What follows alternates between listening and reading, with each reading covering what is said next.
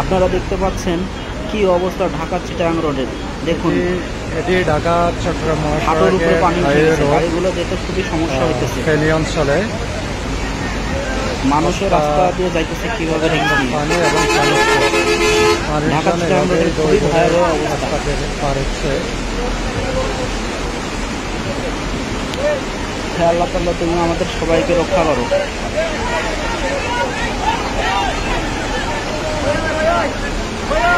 সবাই দেখতে পাচ্ছেন কি পরিমাণ পানির স্রোত আসতেছে।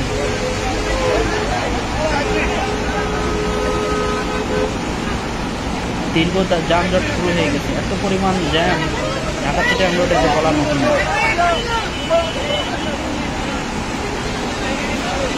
দেখুন সবাই মাঝখানে দড়ি ধরে রাস্তা পার হতেছে, নয়তো এত পরিমাণ পানির স্রোতের সাথে সাথে ভেসে যাওয়ার ভয় আছে।